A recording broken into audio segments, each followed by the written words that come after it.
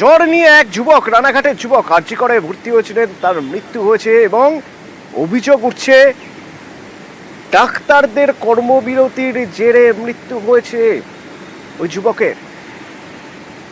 আমার সঙ্গে রঞ্জিত রয়েছে সরাসরি। রঞ্জিত, এই অভিযোগ কেন উঠছে? দেখো, গত মঙ্গলবার আরজিকর হাসপাতালে, বনগা হাসপাতাল থেকে নদিয়ার আশমালির যুবক নন্দ বিশ্বাস, বয়স 24, তাকে জ্বর অবস্থা, জ্বরে ভুগছিলেন, তাকে আরজিকর হাসপাতালে নিয়ে যাওয়া হয়। সেখানে তাকে ভর্তি নেওয়া ইমার্জেন্সি বিভাগে, তারপর তাকে ওয়ার্ডে দেওয়া হয়। কিন্তু পরিবারের পক্ষ থেকে অভিযোগ তোলা হচ্ছে যে ভর্তির পর থেকে কোনোভাবেই তার চিকিৎসা হয়নি এবং বারবার জানানো সত্ত্বেও কোনো চিকিৎসক ঠিক করে তাকে দেখতে আসেনি।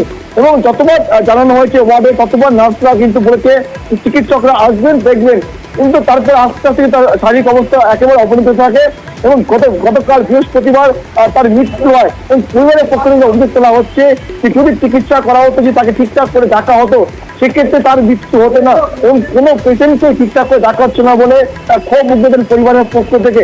জানিয়ে কিন্তু রীতিমতো একবারে অভিমানী পরিবার, কারণ একটি তর থেকে যুবক বিনা চিকিৎসায় তার মৃত্যু হয়েছে বলে অভিযোগ তুলছে পরিবারের পক্ষ থেকে।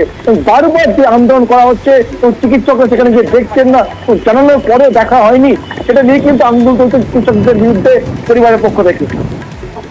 ধন্যবাদ। আরজিকলে নিয়ে গেছিলাম, ভালো ট্রিটমেন্ট হয়নি। ডাক্তার বলছে যেরকম আমি একা কত দিকে সামলাবো, বিনা ট্রিটমেন্টে ছেলেটা মারা গেল। ছেলেকে মঙ্গলবারে ভর্তি করেছিলাম, জ্বর নিয়ে ভর্তি হয়েছিল মেডিসিন ডিপার্টমেন্ট। আমি রাত্রেবেলায় গিয়ে কোনোদিন এখনো ডাক্তার পাইনি, 4 দিন ছিল, একদিনও ডাক্তার পাইনি। নার্সদের ডেকেছি যে আমার ছেলেকে দেখেন, নার্সরা বলছে যে ওখানে বসো, ডাক্তারবাবুকে বলেছি যখন আসবে তখন দেখানো হবে। পেশেন্টকে রাখা হলো ভর্তি করে, আবার ট্রিটমেন্ট করা হবে না, এটা কি? এটা তো মানে পেশেন্টকে ধরে নিয়ে মেরে দেওয়া।